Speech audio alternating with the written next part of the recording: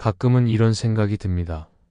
내가 이렇게까지 잘해줬는데 왜 저 사람은 나를 더 무시할까?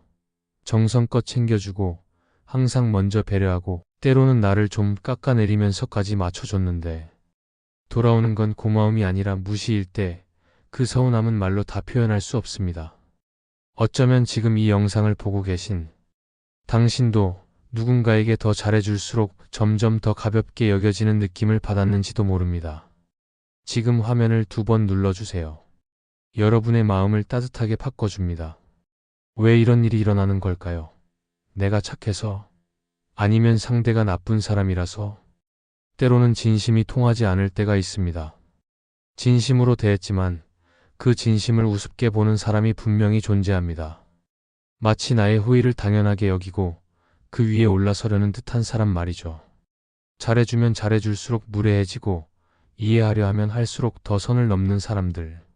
그런 사람들에게 우리가 계속해서 친절을 베풀어야 할까요? 심리학자 애덤 그랜트는 말합니다. 사람들은 선한 사람을 약한 사람으로 착각한다. 이 짧은 문장은 무언가를 환기시켜 줍니다. 내가 착한 것이지 약한 게 아님에도 불구하고 상대는 그걸 약점으로 오해하고 만다는 것이죠.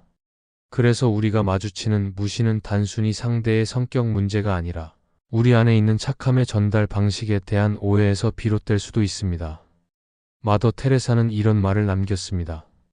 당신이 친절하면 사람들은 숨은 동기를 의심할지도 모릅니다. 그래도 친절하세요. 그녀의 말처럼 우리는 여전히 친절할 수 있지만 그 친절을 함부로 소비하지 않도록 스스로를 보호할 방법을 함께 고민해야 합니다.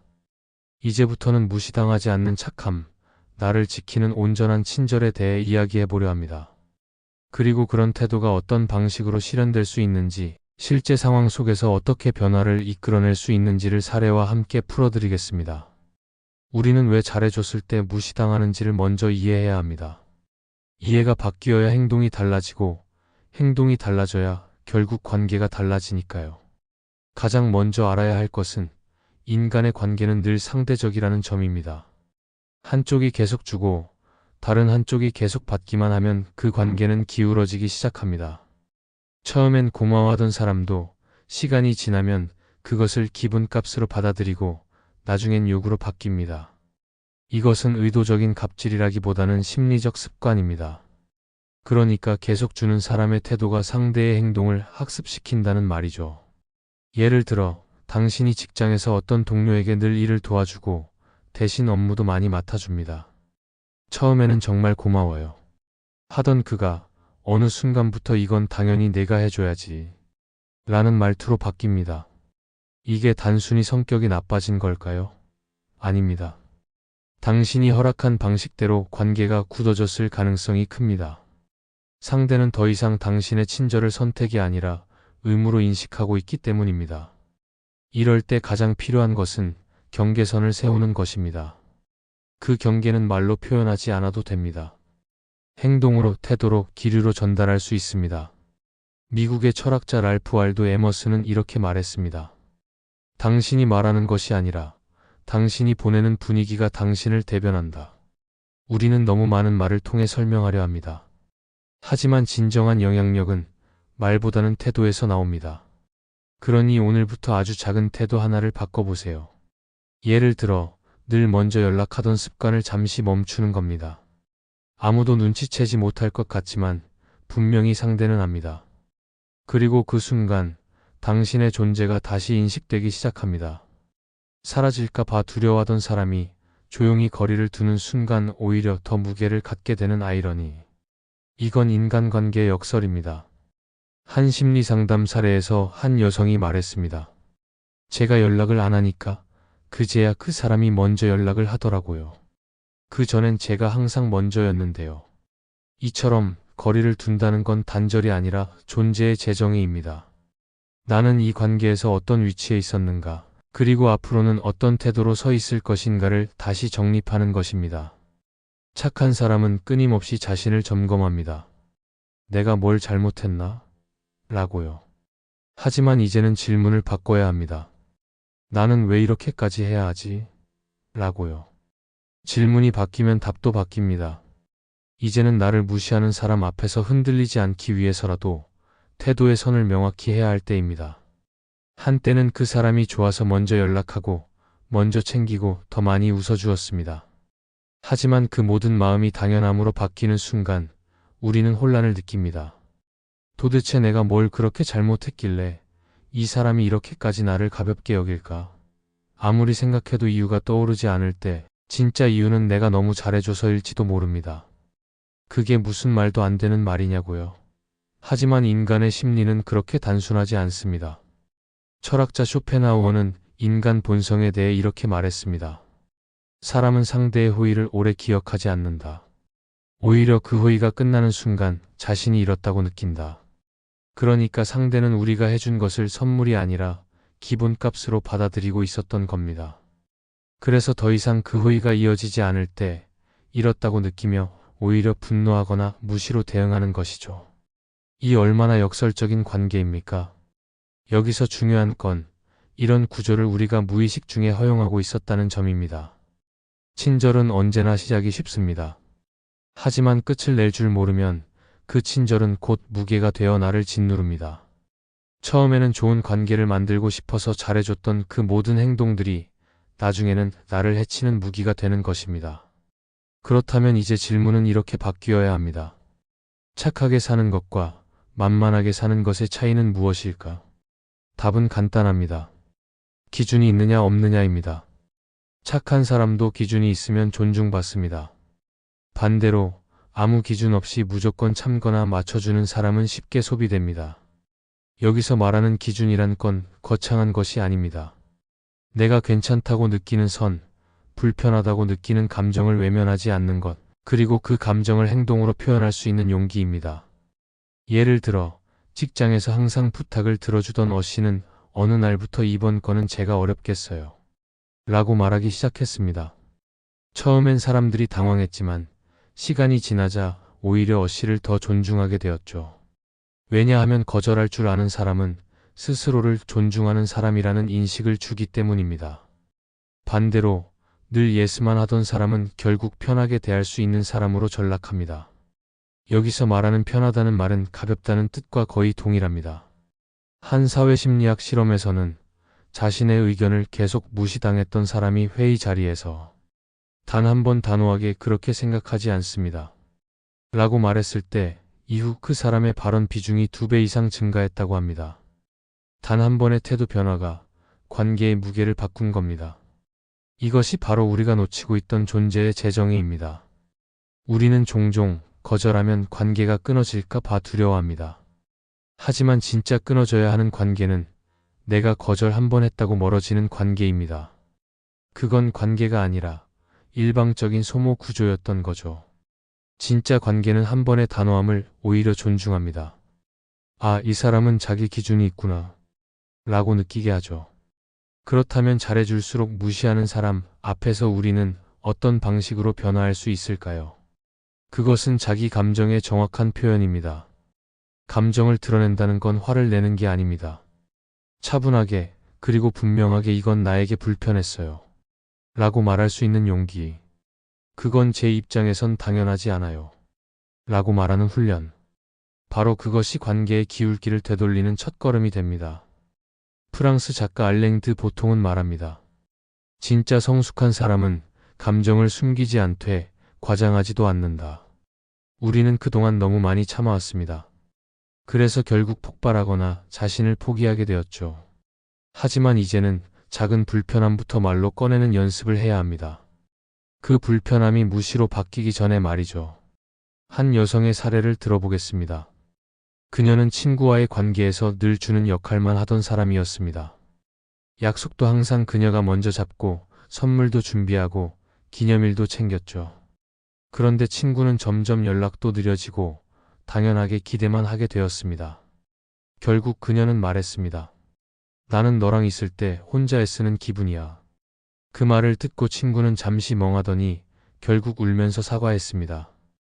그리고 이후 둘의 관계는 훨씬 더 건강하게 바뀌었죠. 왜일까요? 말했기 때문입니다. 감정을 드러냈기 때문입니다. 말하지 않으면 상대는 모릅니다. 그리고 모르는 채로 계속 나를 가볍게 다룹니다. 그래서 우리는 이제부터 연습해야 합니다. 나의 마음을 숨기지 않고 그러나 차분하고 명확하게 표현하는 연습을요. 그것이야말로 진짜 나를 지키는 방식이며 나의 착함을 소중히 여기는 방법입니다. 사람들은 자신이 더 많이 주고 있다는 생각이 들면 마음 한구석이 서서히 지쳐갑니다. 그리고 어느 순간 그 지침은 서운함이 되고 그 서운함은 외로움이 됩니다. 친절하게 대했던 관계가 나를 외롭게 만들 때 우리는 결코 작지 않은 감정적 손실을 입고 있는 것입니다. 문제는 그 모든 과정이 매우 조용하게 진행된다는 점입니다. 아무 말도 하지 못하고 그냥 속으로만 참으며 어쩌면 나 자신을 탓하면서 말이죠. 이런 상황이 반복될수록 사람은 자기 자신을 의심하기 시작합니다. 내가 너무 예민한 걸까? 내가 착한 걸 후회하게 되네. 이런 생각이 들 때면 자존감도 함께 무너져 내립니다. 착해서 상처받은 사람이 스스로를 탓하게 되는 순간 그 착함은 더 이상 나를 지키지 못하는 것이 됩니다. 그래서 우리는 이제부터는 새로운 방식으로 나를 돌봐야 합니다. 나의 친절이 무시당하지 않도록, 나의 선의가 가벼워지지 않도록. 여기서 중요한 전환점이 하나 있습니다. 나라는 존재의 무게감을 회복하는 것. 다시 말해, 내가 어떤 사람인지 스스로 기억하고 상대에게도 그걸 자연스럽게 알려주는 태도가 필요하다는 것입니다. 그건 거창한 표현이나 행동이 아닙니다. 내 안의 태도를 조금씩 조정하는 것만으로도 충분합니다. 심리학자 브레네 브라운은 말합니다. 진정한 연약함은 강함의 일부이다. 감정을 인정하는 용기가야말로 가장 강력한 연결의 힘이다. 우리는 착하기 때문에 상처받는 것이 아닙니다. 다만 그 착함을 표현하는 방식이 나를 지켜주지 못했을 뿐입니다. 이제는 친절함과 경계 사이의 균형을 다시 잡아야 할 때입니다. 한 청년의 사례를 들어볼까요? 그는 늘 주변 사람들에게 잘해주는 스타일이었습니다. 친구가 밤늦게 갑자기 전화를 걸어도 웃으며 받아주고 부탁도 거절하지 못했죠. 하지만 어느 순간부터 그 친구는 그를 당연하게 여기며 너는 원래 착하잖아. 넌 괜찮지? 라는 말로 모든 걸 밀어붙이기 시작했습니다. 그 말이 반복될수록 그는 점점 지쳤고 자신이 왜 이렇게 살고 있는지 회의가 들었습니다. 그러다 어느 날 그는 친구에게 이렇게 말했습니다. 난 지금 피곤해. 그리고 내가 날 그렇게 당연하게 대하는 게 힘들어. 그 이후로 그 친구는 연락을 줄였고 둘 사이의 관계는 멀어졌습니다. 하지만 그는 말합니다. 처음엔 허전했지만 지금은 마음이 편해요. 나를 가볍게 대하는 사람과 거리 두는 게 얼마나 중요한지를 알았어요. 이 경험은 우리 모두에게 큰 메시지를 줍니다. 나를 가볍게 여기는 사람에게 거리 두는 건 이기적인 것이 아니라 건강한 선택이라는 것. 사람은 누구든지 존중받고 싶은 본능이 있습니다. 그리고 그 존중은 누가 주는 것이 아니라 내가 스스로 만들어가는 겁니다. 우리가 이제 해야 할 일은 타인의 태도에 맞춰 나를 바꾸는 것이 아니라 나의 기준을 세우고 거기에 맞는 사람들과 관계를 맺는 것입니다. 관계는 선택입니다. 아무리 오래된 관계라도 나를 소모시키고 자꾸 작아지게 만드는 관계라면 우리는 다시 선택할 수 있어야 합니다. 그 선택은 외로움을 주기도 하지만 동시에 회복을 가져옵니다. 가끔은 혼자 있는 것이 누군가에게 계속 휘둘리는 것보다 훨씬 나은 선택이 될 수 있습니다. 조용한 평화가 시끄러운 무시보다 훨씬 귀하다는 것을 우리는 시간이 지나야 알게 됩니다. 그러니 지금 이 순간 잘해줄수록 나를 무시하는 사람 때문에 지쳐 있다면 관계의 방향을 바꾸는 용기를 내보세요. 영국 수필가 조지 오웰은 말했습니다. 자신을 존중하지 않는 사람은 타인의 존중도 받을 수 없다. 그러니 먼저 나를 존중하는 태도를 가지세요. 누가 뭐라 해도 그 사람이 어떤 말을 하든 간에 내가 나를 존중하는 태도를 유지하는 것. 그것이야말로 무시당하지 않는 인간관계를 만드는 가장 강력한 방식입니다. 그리고 꼭 기억하세요. 착하다는 것과 무력하다는 것은 다릅니다. 내가 부드럽고 친절하다는 것은 나를 지키지 않아도 된다는 뜻이 아닙니다. 이제는 나를 지키는 친절을 시작할 때입니다. 그 친절은 때로 거리를 두는 용기에서, 때로는 단호하게 말하는 태도에서 시작됩니다. 관계 속에서 가장 위험한 착각은 이것입니다. 내가 조금 더 잘하면 이 사람이 달라질 거야. 이런 생각은 우리를 계속해서 무한 친절의 늪에 빠뜨립니다.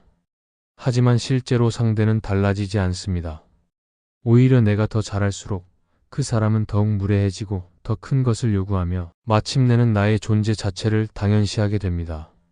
그래서 관계의 방향을 바꾸기 위해선 상대가 바뀌기를 기대하는 마음을 내려놓는 것이 첫 번째입니다. 심리학자 칼 융은 이렇게 말했습니다. 당신이 바꿀 수 있는 사람은 오직 자기 자신뿐이다. 이 말은 단순한 자기계발 구호가 아닙니다. 실제로도 우리가 누군가의 태도나 성격을 바꾸기란 거의 불가능에 가깝습니다. 바뀌는 사람은 오직 스스로 자각했을 때뿐입니다. 그리고 그런 자각은 대부분 관계의 변화에서 시작됩니다. 상대가 당연하던 친절을 더 이상 제공받지 못할 때 비로소 자신의 행동을 돌아보게 되는 것이죠. 여기서 우리가 해야 할 일은 단 하나입니다. 나의 태도를 바꾸는 것입니다. 예전처럼 무조건 들어주고 참아주고 맞춰주던 나에서 벗어나 이제는 거절도 하고 불편함도 표현하고 거리를 두는 태도를 시작하는 것입니다. 그 변화는 놀랍도록 강력합니다. 왜냐하면 사람은 예상하지 못한 변화를 통해서만 진짜 깨달음을 얻기 때문입니다. 예를 들어 늘 회사 동료의 과도한 부탁을 받아주던 사람이 어느 날부터 이번엔 어려울 것 같아요. 라고 말했을 때 상대는 당황합니다. 그리고 두 가지 반응 중 하나를 보입니다. 하나는 그동안 내가 너무 당연하게 생각했구나라는 자각이고, 다른 하나는 얘가 왜 이래? 라며 관계를 끊으려는 시도입니다. 하지만 어느 쪽이든 그 관계는 더 이상 나를 해치지 않게 됩니다. 왜냐하면 이제는 내가 주도권을 갖기 시작했기 때문입니다. 이처럼 주도권을 다시 가져오는 관계 회복은 단호한 표현에서 시작됩니다. 단호하다는 것은 공격적이라는 뜻이 아닙니다. 오히려 조용하지만 확실한 태도입니다. 그건 문자 한 줄일 수도 있고, 직접 하는 말 한마디일 수도 있고, 아니면 그냥 연락을 줄이는 행동일 수도 있습니다. 말보다 태도가, 설명보다 분위기가 더 강한 신호가 되는 순간, 우리는 진짜 영향력을 가지게 됩니다. 사람들이 나를 가볍게 여길 때, 우리는 자꾸 내 존재를 증명하려고 더 많은 것을 주려 합니다. 이 정도까지 했는데 설마 날 무시하진 않겠지? 라는 마음으로 말이죠. 하지만 역설적으로 그럴수록 관계는 더 기울어집니다. 진짜 관계는 많이 주는 것으로 만들어지는 게 아니라 서로의 무게를 인정할 때 형성됩니다. 한 유명한 예로 오프라 윈프리는 이렇게 말한 적이 있습니다. 내가 나를 존중하지 않으면 그 누구도 나를 존중하지 않는다.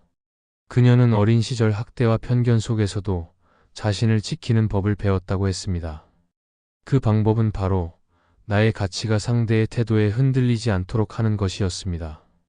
우리는 그 말을 잊지 말아야 합니다. 누가 나를 어떻게 대하느냐에 따라 내가 어떤 사람인지는 결정되지 않습니다. 한 직장인의 실제 사례를 보겠습니다. 그는 항상 회식 때마다 운전대를 맡았습니다. 술 마신 상사들을 집에 데려다주는 일이 반복되었고, 심지어는 당연한 일처럼 여겨졌습니다. 어느 날 그는 회식 자리에 앞서 이렇게 말했습니다. 이번에는 저도 술 한잔 하겠습니다. 다른 방법을 찾아보시죠. 그 한마디에 분위기가 잠시 정적이었지만 이후로 그를 함부로 시키는 일은 사라졌습니다. 오히려 그동안 너무 고마웠어요. 라는 말도 처음 들었다고 합니다. 이처럼 태도는 말보다 강합니다.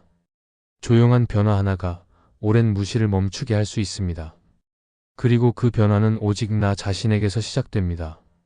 나는 어디까지 이 관계에 투자할 것인가? 무엇까지는 허용할 수 있는가? 이 기준을 명확히 세워야만 우리는 무너지지 않을 수 있습니다. 그리고 무엇보다 중요한 건 이 모든 과정을 통해 나를 탓하지 않는 것입니다. 내가 잘해줬다는 사실은 결코 잘못이 아닙니다. 오히려 그 착함은 당신이 얼마나 따뜻하고 건강한 사람인지를 보여주는 증거입니다. 다만 그 착함이 잘못된 곳에서 소모되지 않도록 이제는 지혜로운 친절로 바뀌어야 할 시간입니다. 사람은 누구나 인정받고 싶어 합니다. 더 정확히 말하면 자신이 보인 마음이 제대로 전달되기를 바라는 겁니다. 그래서 우리는 더 많이 해주고 더 많이 웃고 더 많이 맞춥니다. 하지만 아이러니하게도 그 더 많이가 쌓일수록 어느 순간 상대는 우리의 마음을 느끼지 못합니다. 왜일까요? 인간은 반복되는 호혜 앞에서 점점 둔감해지기 때문입니다. 결국 나의 진심은 어느새 기본값이 되고 권리처럼 여겨지며 심지어는 무시로 돌아오기도 합니다. 이 지점에서 우리는 멈춰서야 합니다. 그리고 질문해야 합니다. 나는 이 관계 안에서 나를 얼마나 존중받고 있는가? 그 질문이 무겁게 다가올수록 지금의 관계는 나에게 건강하지 않은 구조일 가능성이 큽니다. 관계를 정리한다는 건 결코 쉬운 일이 아닙니다. 오랜 시간 쌓아온 익숙함, 그 속에 스며든 정, 그리고 혹시 이 사람이 언젠가 달라지지 않을까라는 작은 기대. 그것들이 우리를 계속해서 붙잡습니다. 그러나 그 모든 감정의 끝에 무시가 자리 잡고 있다면 더는 그 관계 안에 머물 이유는 없습니다. 나를 점점 작게 만드는 관계는 결국 내 삶 전체를 흔들기 때문입니다. 여기서 꼭 기억해야 할 점은 하나입니다. 거리를 둔다고 해서 미워하는 것이 아니라는 것. 때로는 사랑하기 때문에, 때로는 나를 지키기 위해 관계에도 온도와 거리를 조절해야 할 때가 있습니다. 진짜 현명한 사람은 사랑도 거리도 조절할 줄 아는 사람입니다. 우리는 이제 더 이상 잘해줄수록 무시당하는 삶을 살아서는 안 됩니다. 이제는 잘해주되 나를 지키며 잘해줘야 합니다. 친절하되 기준을 세우고, 배려하되 내 감정도 챙기고, 사랑하되 무시당하지 않을 만큼의 거리도 둘 줄 알고. 이것이 바로 중년 이후의 성숙한 관계 방식이며 진짜 지혜로운 착함입니다. 끝으로 심리학자 에리 프롬의 말을 전하고 싶습니다. 사랑이란 자신을 잃지 않고 타인을 돌보는 능력이다. 당신은 충분히 따뜻한 사람입니다. 이제는 그 따뜻함을 지키는 법도 함께 배워야 할 시간입니다. 그 누구보다 소중한 당신 자신을 위해 더 이상 무시받는 친절에서 벗어나세요. 당신은 그럴 자격이 충분히 있습니다. 그리고 꼭 기억하세요. 당신을 가볍게 여기는 사람에게 당신의 소중한 시간을 쓰지 않아도 됩니다. 그 시간을 진짜 당신을 존중해줄 사람들과 나누세요. 그게 더 따뜻하고 더 안전하며 더 깊은 관계로 가는 길입니다. 지금까지 함께 해주셔서 고맙습니다. 이 영상이 당신의 마음에 조금이라도 힘이 되었다면 아래 댓글로 당신의 경험을 나눠주세요. 당신의 이야기가 또 다른 누군가에게 위로가 될 수 있습니다. 그리고 더 깊은 이야기로 다시 만나고 싶다면 구독으로 마음을 연결해 주세요.